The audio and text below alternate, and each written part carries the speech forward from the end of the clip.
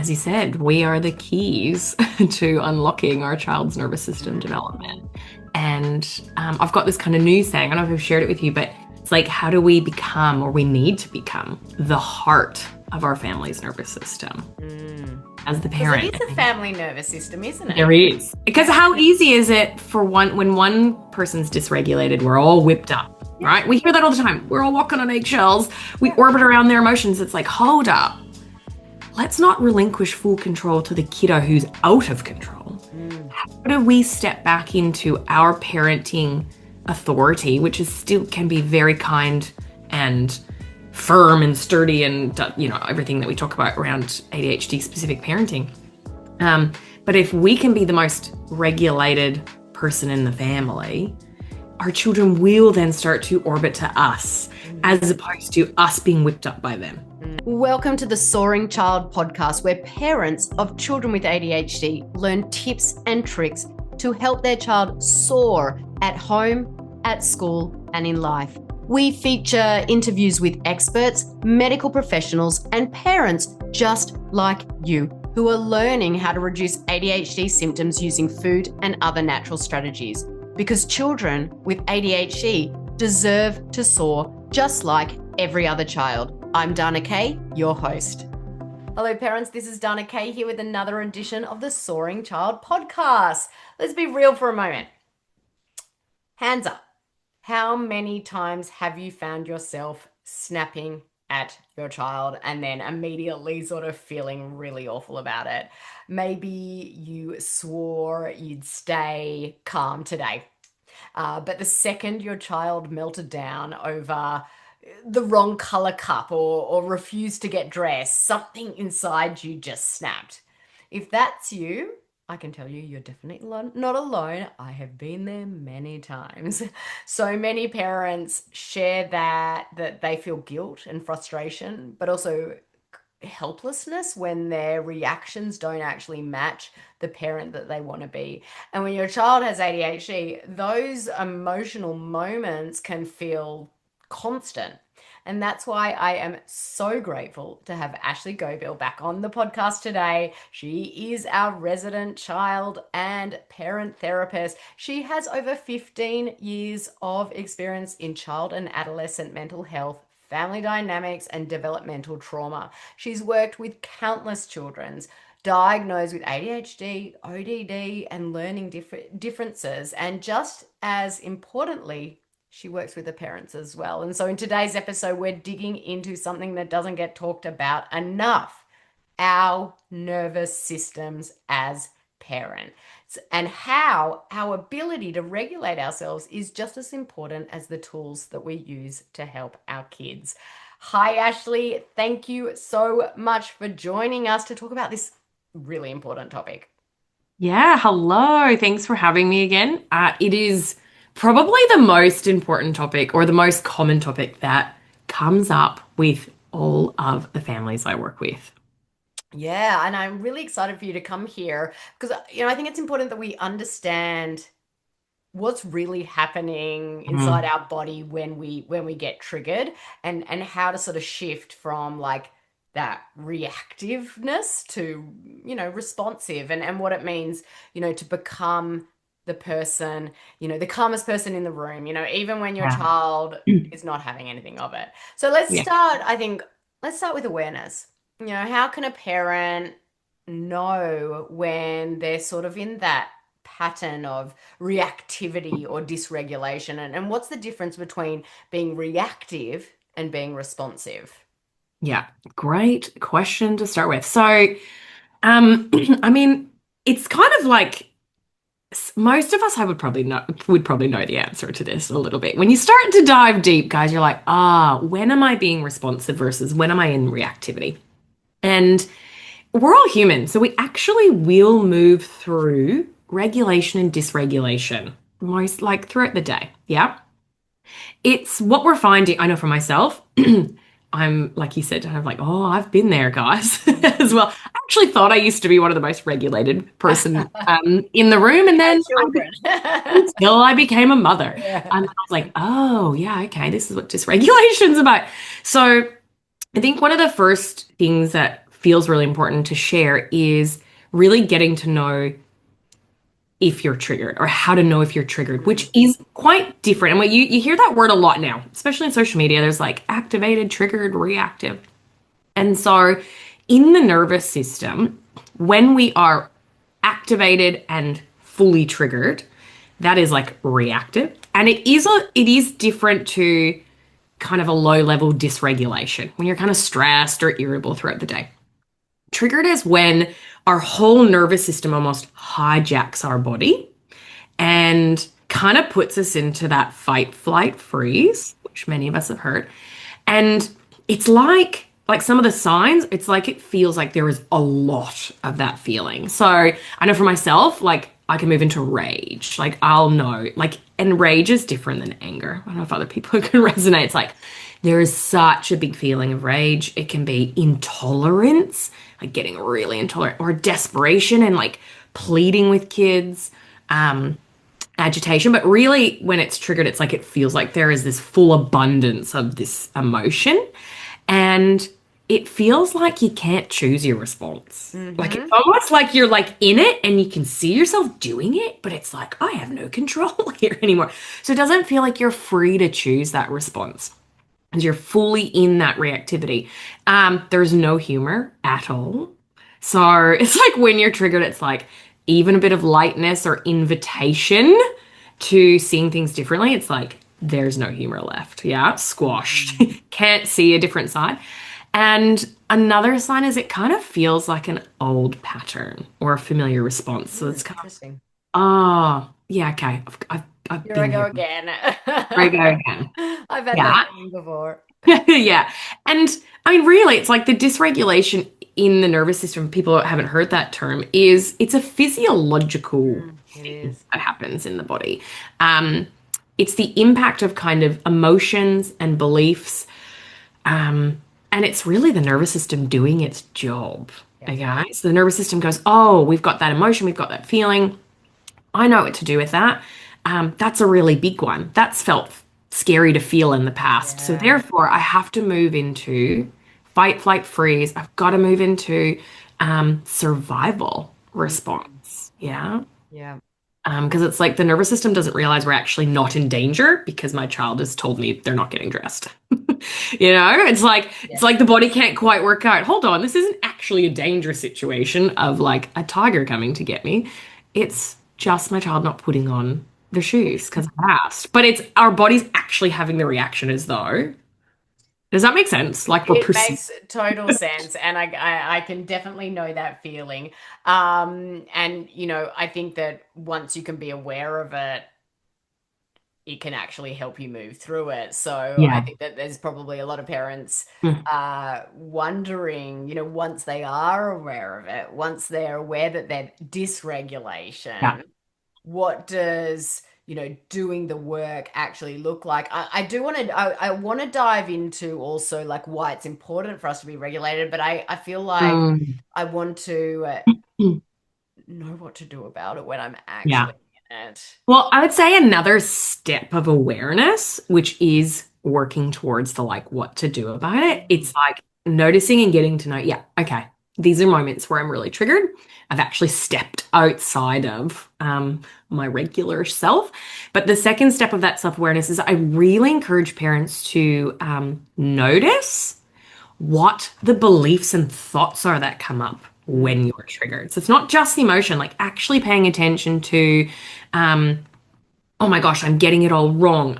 I'm a terrible parent. Like, what's wrong with me? Why can't I get my house together? Like, that negative thinking that comes up when we're triggered as well is super important to become aware of, which I'll speak to in a minute. I'm glad that you raised that, because it's kind of like when you've been on the podcast many, many times before, and if listeners have not checked out those other episodes, they totally need to. But you talk about, with our children, we name it to tame it. And, there's a Mm, lot of strategies that we use to help our children move through that. And so I can see that some of the things that you're saying really aligns with what we're helping our child see when they're mm, going through their big emotions. So I'm glad that you raised that, and really like identifying what are those feelings? Let's name them so we Yeah. can begin to Amen. take them. Because sometimes we're so in it. And you would know, Dana, like, when things are really tough, you said, like, when you're in it and you're in this prolonged stress, every day feels really tough. There's outbursts coming at you everywhere. Your kid's really struggling. Like, when we're fully in it, actually, it's really hard to be aware at Mm. times. It's hard to kind of notice. We're feeling the feelings, we're reacting, and we're having all these negative thoughts, but we're actually not witnessing it with compassion or noticing. We're actually just like in it. Does Yep. that make sense? Like we're Yeah, fully you in it. kind of We're like need not to like witnessing it. step out of your body and then like take a look at what's actually happening in the situation. Like Yeah. step back from reality. Yeah. And a lot, and look, I think there's a shift happening with therapists and parent coaches and things, but there was this kind of old way of teaching parents like, oh, well, you just have to try to be calm. You just Mm. got to be more calm. Yeah. Yeah, wouldn't that be great, Positive. guys? It's just like put on that switch. Yeah. But actually, from what we know, is like it's not really that normal to be calm Mm. when your child's having an emotional outburst because our nervous system, like there's just stuff happening and we're human. So it's actually about like rather than being just trying to be calm, we actually want to be regulated. Okay, I'm going to speak to it. So it's like being regulated is different than just being calm because you can be frustrated, mad, annoyed, angry, and still in your zone. And we've talked about this in pod, like in that zone of regulated, which is very different to being triggered. Like Mm. having an emotion doesn't automatically put you into Yeah. like, right? It's like I've seen to my kid, like, oh, I'm really frustrated right now because, gosh, I feel like I've asked 100 times. I just need to take a moment. And because I'm finding myself really, really overwhelmed right now. Like you can have that feeling, but there's like control and you Yeah. feel the freedom to choose your response. Mm. That makes sense. And Yeah. it's different because what happens is, and most of society's taught us this, some of us at this age, our childhood was a lot around, we don't really do emotions. And if we ignore them and we just try to stay calm all the time or be good, we end up suppressing those emotions. And from what all the neuroscience research is showing is if they don't go outward. They actually just stay inward and Mm. they build up over time, imprinting on our nervous system, meaning our nervous system becomes more and more wired or sensitive to feeling not safe to feel. And so it actually makes us more activated or Mm. easily activated by our external environment and relationships. So for many of the podcast listeners, if you're living in that prolonged stress with a child with exacerbated ADHD symptoms who is struggling, you're nervous. And if you just keep kind of trying to keep it together, stay calm, not doing that parental nervous system work, your nervous system will actually start to wire up to become quite easily activated by a kid. And you Mm. find yourself getting more and more triggered because your body's going threat, threat, threat. Yeah. It's And like I'm this not getting vicious enough. cycle. Yeah. Yeah. So, I mean, you said when we're triggered, we need to take a step back and we need to look at what are those feelings, are coming up for us. But how do we do that if we're Mhm. triggered, if we're out of that window of tolerance? Yeah. Practice, practice, practice. Practice. Practice. And it might happen. I'm thinking my own personal experience, but also a lot of the parents I support therapeutically, is it can take some time, but it can happen after your incident of being really activated and triggered, like having that kind of reflection. Mm. And gradually over time, you get a little bit better going, oh, in the moment, right? Or halfway through the moment, you're like, oh, I'm triggered. Mm. Just noticing, oh, I'm fully triggered. I'm feeling this. I'm actually really overwhelmed right now. Oh my God, how did I get here? Because it's like, the way we learn and expand emotional regulation, which is the very thing I support parents to teach their children, right? But many of us are parenting with an underdeveloped emotional regulation. And in order to develop it, we need to understand, notice, manage, and respond to our emotions appropriately. So it's like we have to actually develop the skills in identifying what is truly going on for us. Yeah, Mm.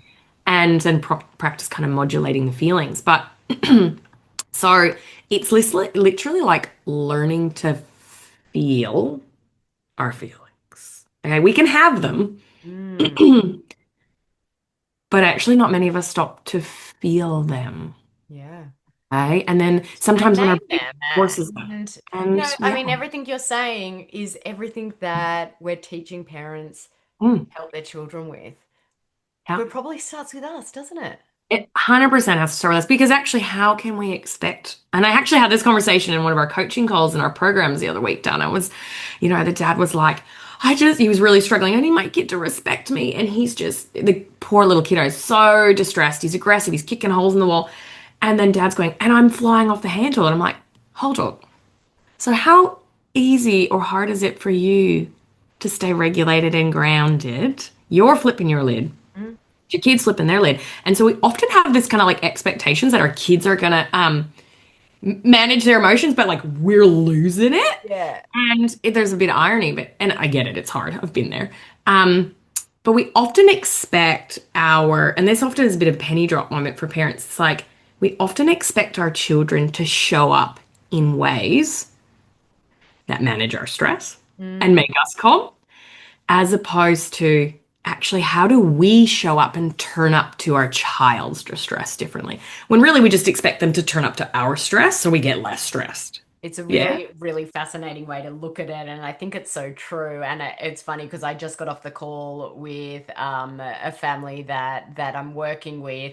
And we were talking about their 6-year-old child and coming home from school and just flipping out. And I'm like, we have these expectations on our children that, and this is no judgment from anyone, but we do have unrealistic expectations on our children. And if we can't regulate just in the same way, and if when we get home from work and have and are so exhausted and don't want to listen, we can't expect our children to do that either. And so I think, why don't we just quickly talk about, and we've talked about this before on the podcast, and I love, love, love, love, love this concept. Really diving into like why it's important for us Mm, parents to be regulated, especially when raising a child with ADHD. And we talk about the keys, and so mm. can you just explain the keys to the listeners, that for those that haven't heard us talk about it before, that connection between our nervous system and our child's nervous system. Yeah, well, as you said, we are the keys to unlocking our child's nervous system Mm, development.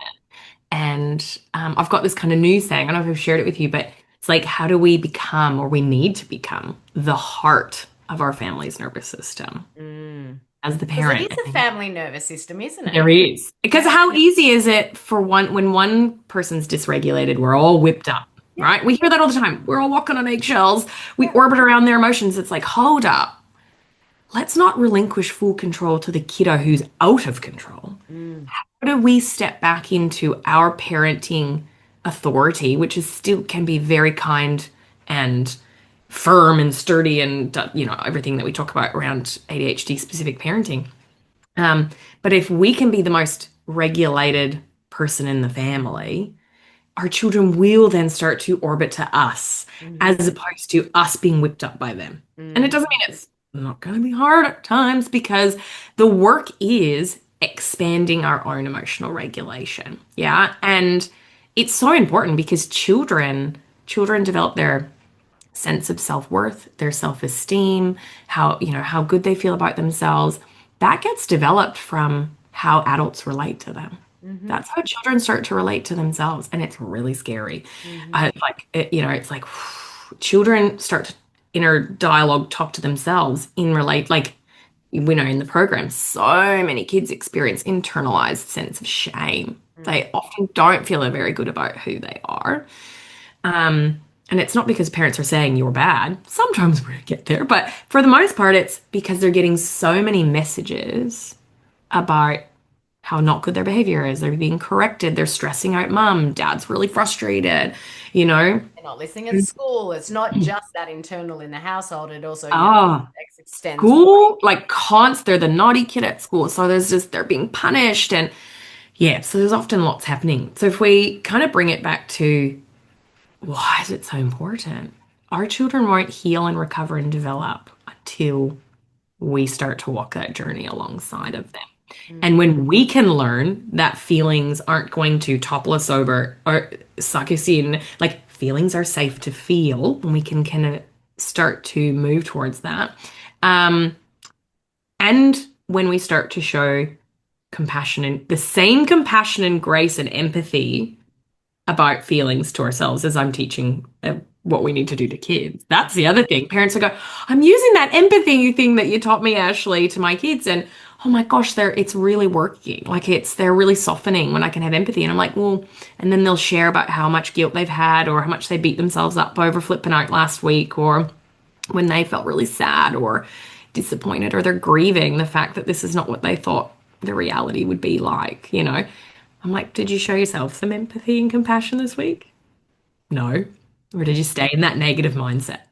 So it's like, yeah, like feeling our feelings and learning that it's safe to feel where you can meet yourself with that compassion. But also I might be jumping ahead, but part of the work is actually getting to know the body sensations that come up with feelings too, right? And I That's think a whole thing that's about we're not just having the feeling, we are feeling the feeling. What's the mhm. feeling making us think? What is the feeling making us do? How does it feel in our as a body sensation?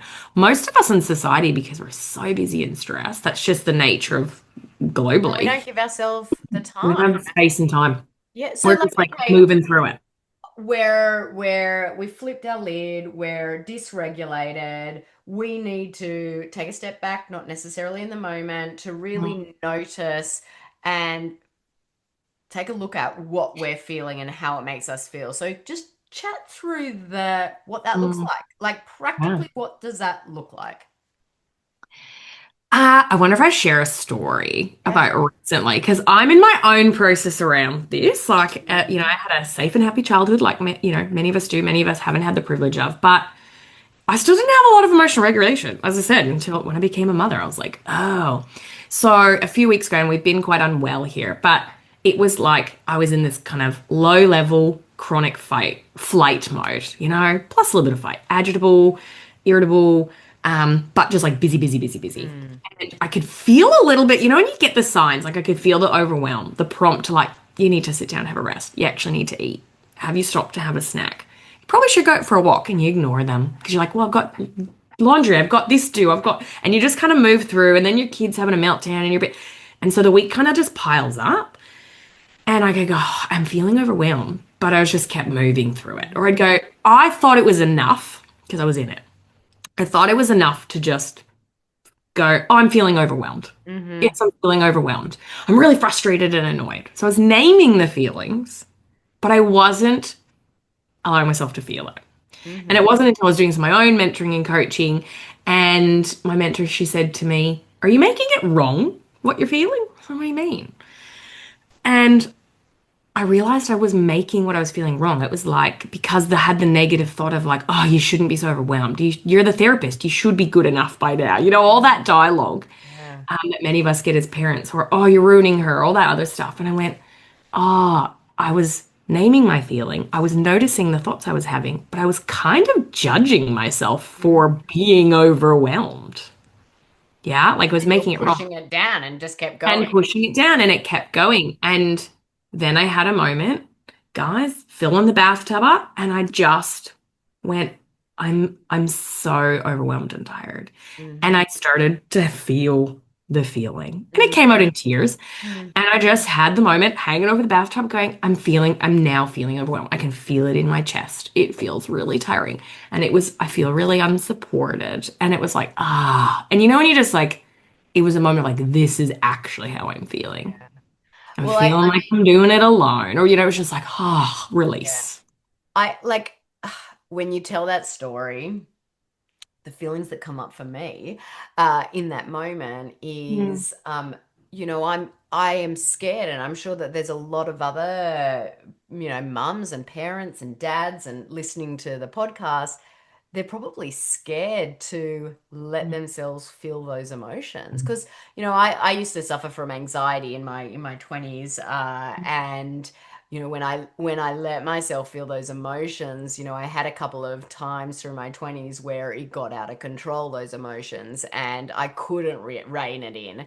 And so, you know, what do you as a This is a good therapist, question. say to someone who is bringing that up? Yeah. Well, I think again, society-wise, we do have this fear around feeling. We Mm, do. Because it's tough and there's a discomfort. What ends up happening though is we move into suffering, which is what that prolonged anxiety is. So I'd actually invite you to go, you probably weren't fully feeling what was the anxiety was trying to get you in touch with. Because mm, it's like going, oh yes, I'm really, really anxious. Um, and why we end up in that prolonged suffering around an emotion is because we usually don't feel it and move through it. We mm, stay in it. Yeah, mm, because it feels safe to be. We're worried there's gonna be a tsunami of feelings. I'm not gonna be able to, if I open that up. But actually, what we know from the neurobiology and emotional development and emotional intelligence is actually when we give ourselves the time to feel, like fully feel it, which I know sounds like, yeah, well, I've explained as much as I could, I guess, in this, but it is deep-ish, but it doesn't have to be. Like, it can be that moment of just like, actually, I've been holding it and I need to sob over top of the bathtub. yeah, And when we can fully feel it and reflect on it, going, what's this getting me in touch with? What is this overwhelm actually about? And starting to strengthen that, like, intuition that we have a bit. And there's usually a message that anxiety has for us, mhm, right? There's usually a message that overwhelm has for us. And for me in that moment, it was, I actually feel really unsupported. I'm from Canada. I don't have family here. I just had that week where I was like, oh my gosh, it would be nice to have some help, It'd be nice to, we're all sick. And honestly, that's how we integrate emotions. Okay. When I say integrate, it like files it away and it stores it in it and you move through it. But mm, when we kind of just stay in it and we don't fully feel it, and it doesn't mean it goes away in that moment because at the end of the day, many of us and many of the people that come through our programs are living in really tricky environments where their kids are really, really stressed. Yeah. yeah. So And I guess I would say you got to relearn that or coach yourself through it is actually safe to feel. yeah, Feelings are not going to topple you over. They are not going to put you on the couch.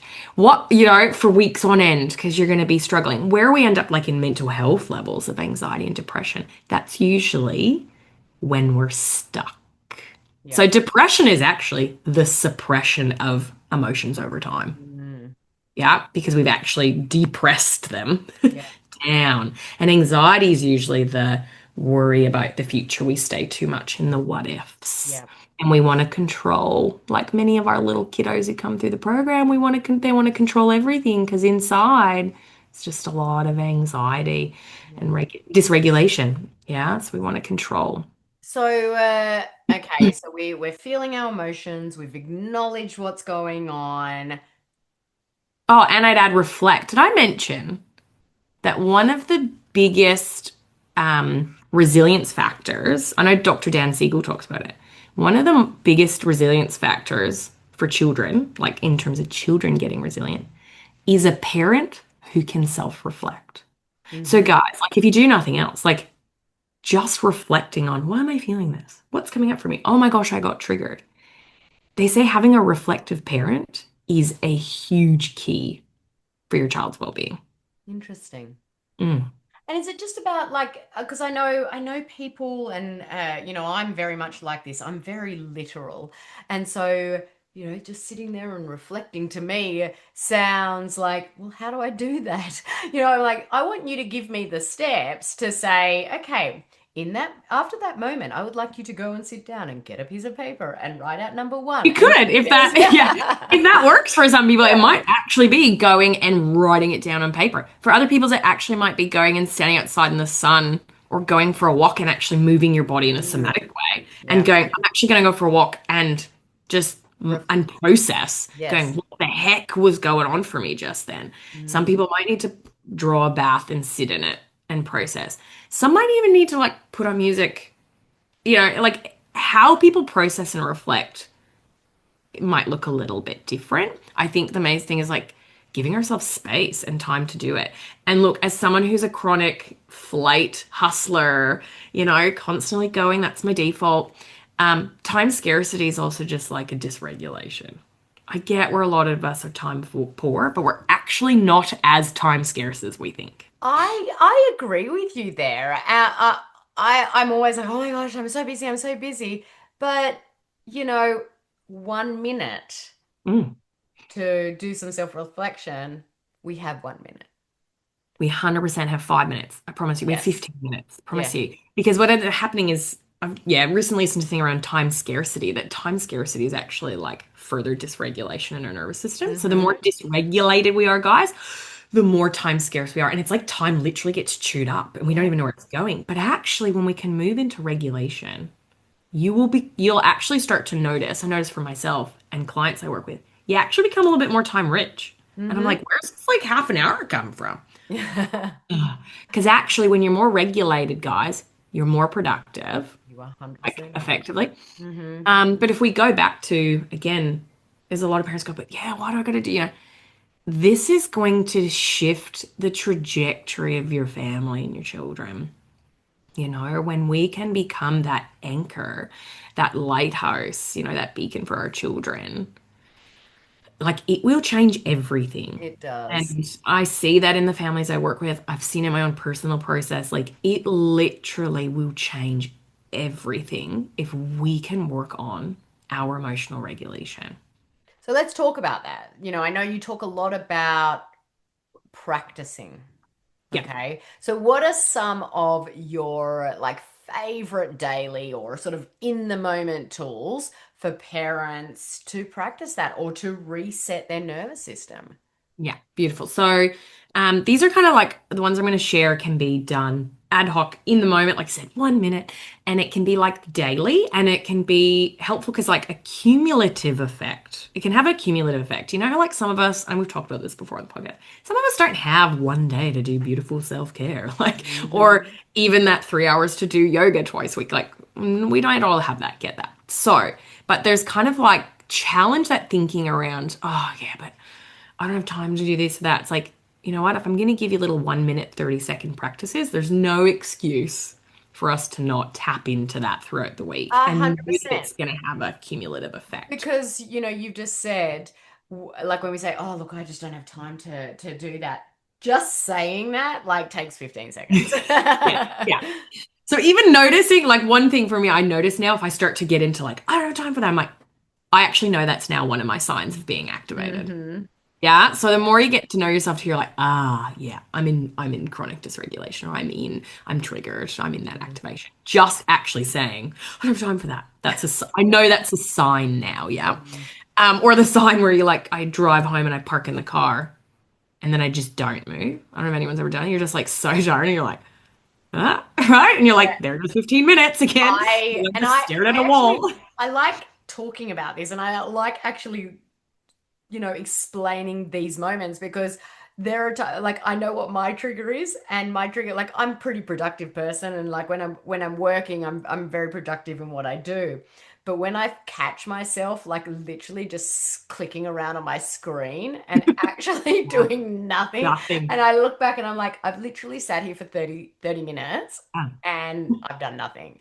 And so I love that you Because said, I've or probably just sit ignored the in the prompts. car. Yeah. Yeah, yeah, 100%. Like, get up and move. So, regulation practices. So, um, as I said, body movement, like it can literally be that just rolling your shoulders when you're at your desk and you're noticing that, putting your arms up, doing circles, even arms up. That's like a serotonin healing boost.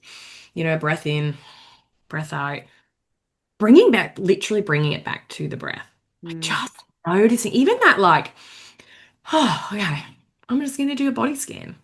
And it might be like an eyes closed, and it's just like, where am I feeling tension? Like for me right now, my neck is out. I need a chiro. But it's like noticing the tension in the back of your scalp, noticing it is your jaw a little bit. Does it need to be softened?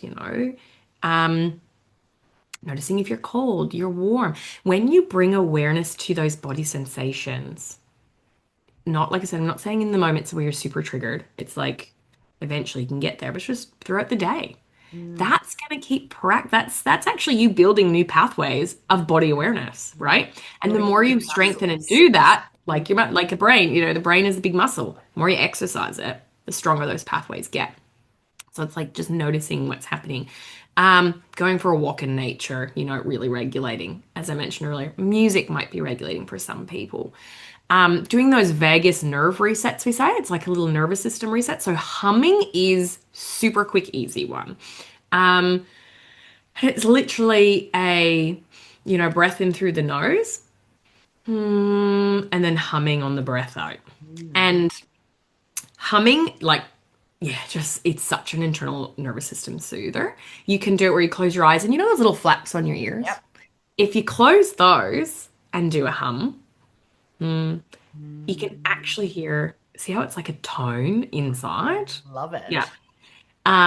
So You've yeah, never shared that humming. one with me before, but I No, love new it. one. It's on my yoga ones. And really good for anger if you're in fight mode, but like just a little nervous system reset. So doing like even 3 breaths. It's like breath in through the nose, guys. Exhale as you're humming.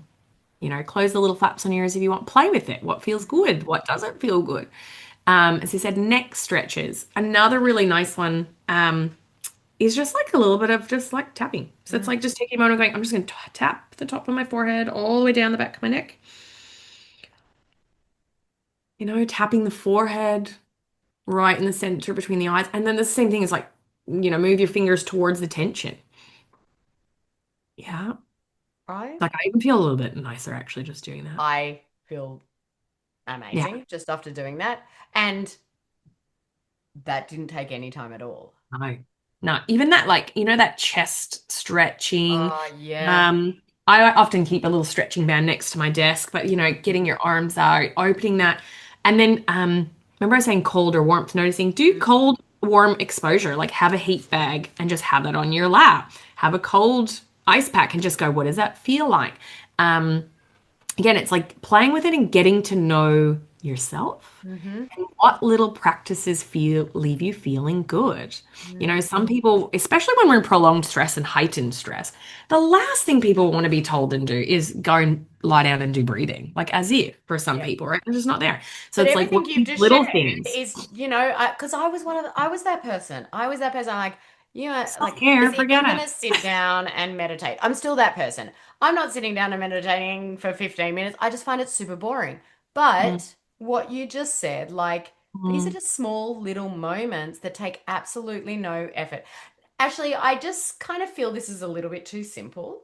Like, I feel like, you said, okay, well, you need to know, what's coming up for you. Okay, I know that. You got to name what's going on. And you've got to do these little moments of regulation throughout the day.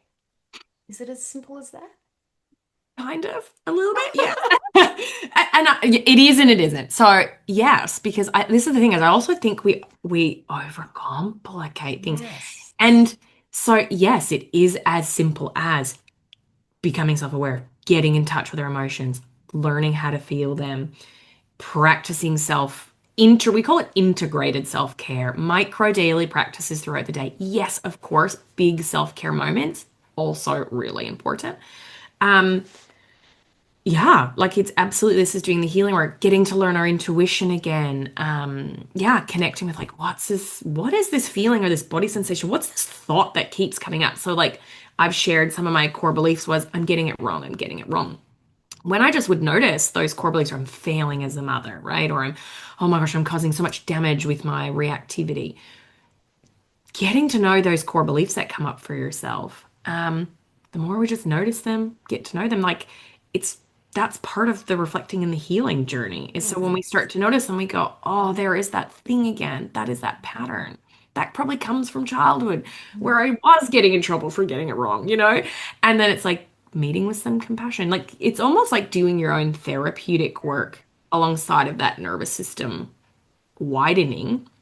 So yes, it is that simple, but it also can be really hard because we have been socially conditioned, programmed, and are in our own family of origin through school that it's not safe to feel.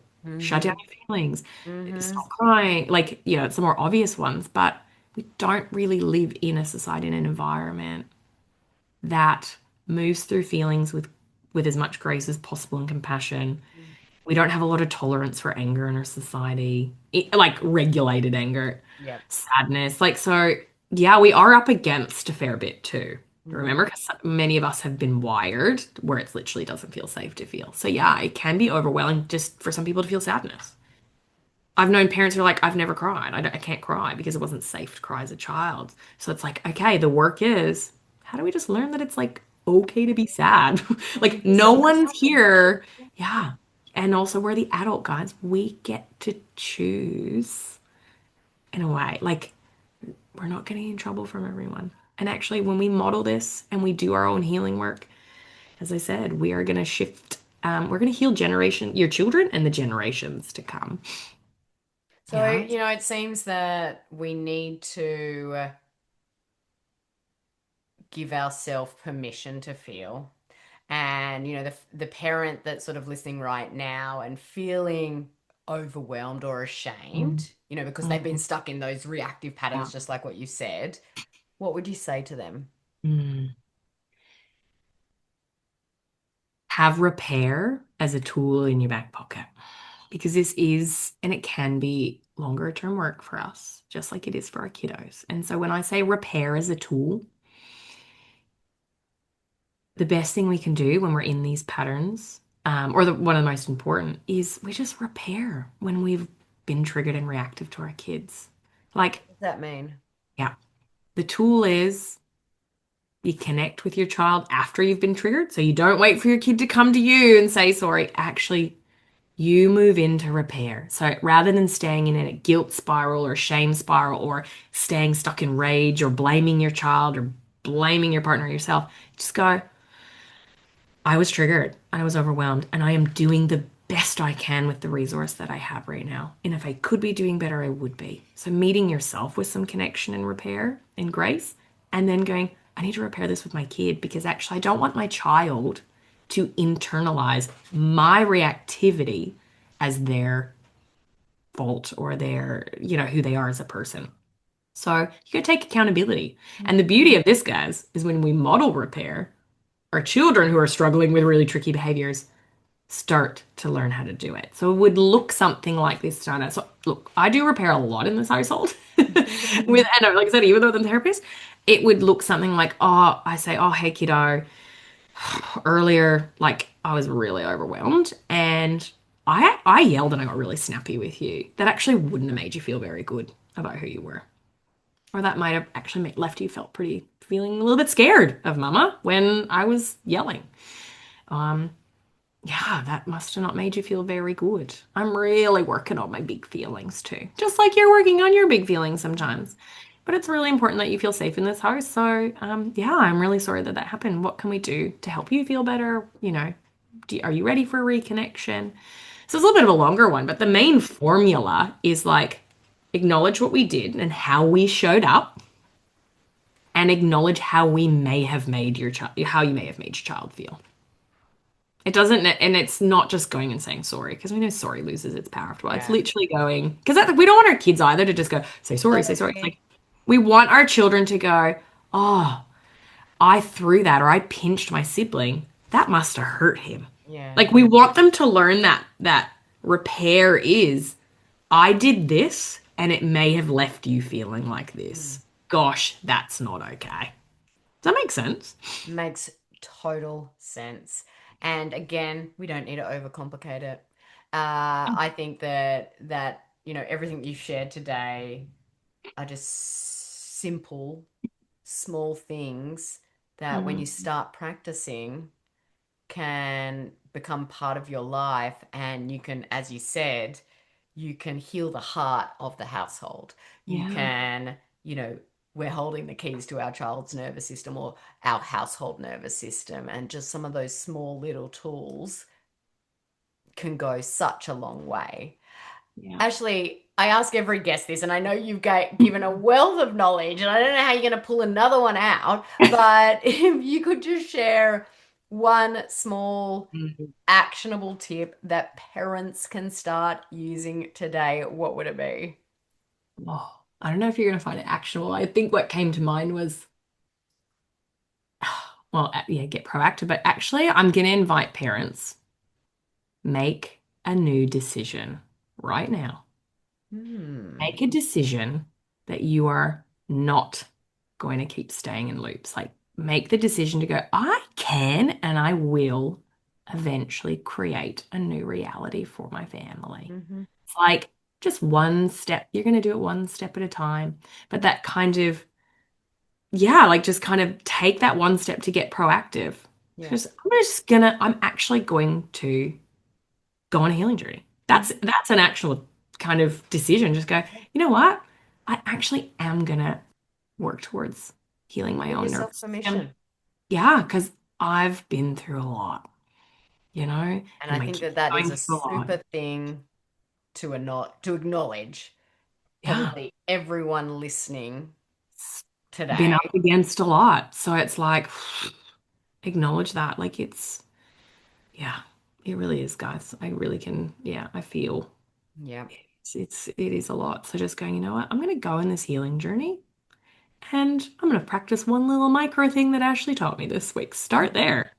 there, start there. And if you find yourself really struggling, there are bigger pieces of therapeutic work. Come and get therapeutic parenting support. Go and learn how to do breath work, learn how to do meditation, doing dance. Like there's other, you can go in the bigger journey too, but Yeah. just start with the decision of, I'm going to step into that. I'm going to take that step and go on this journey. Ashley, thank you so much for this conversation. We always have such a wonderful conversation together. And I think it's so important, to remember that how we show up as parents, Mm. just it matters so much. Tell listeners where they can find and follow you online. Oh, yes. So you can find me on Instagram. I'm usually tagged in a few things, even on Dana's page if you want to look. But at the moment, my Instagram handle is Ashley Child Therapies. So you can find me on Instagram. And I have put together a small little freebie resource around kind of soothing your parental nervous system. Mhm. So if you can, Dana, pop that in the show Put notes that here. So into the show notes. I'll also remind families that Ashley has a parenting jumpstart ADHD program. You can find information about that on our website. Ashley, yes. thank you so much for everything you do. And thank you for coming on the podcast so regularly because you know what? You soothe my nervous system every time you do. Oh, I love hearing that. Beautiful. And I hope parents and listeners have that same experience. I'm sure they will. Nice. Parents, if you're walking away from this episode thinking, yeah, wow, you know, I can do this. This is not failure. This is, I think, awareness. Awareness, I think, is so important because it's kind of like that first step towards change. But I want you to know you do not need to be perfect at all. You just need to be willing to notice, Yeah. to reflect, to repair. Mm, And when you do react, firstly, it is okay. mm, Okay. Even if you react in a way that you're not proud of, just remember that repair is where the healing happens. If you mm. found this conversation helpful, please share it with another parent who might be struggling. You never know who needs to hear that they're not alone, and this growth is totally possible. And don't forget to subscribe to the podcast so you never miss an episode that is filled with these amazing expert tips, just like Ashley has given us today. Listeners, thank you for tuning into this week's episode of The Soaring Child. I'm Dana Kay, your ADHD health practitioner. Keep on thriving. Thank you for listening to the Soaring Child podcast today. To learn more about how to help your child with ADHD soar using natural strategies, visit our website at adhdthriveinstitute.com and follow us on social media at ADHD Thrive Institute.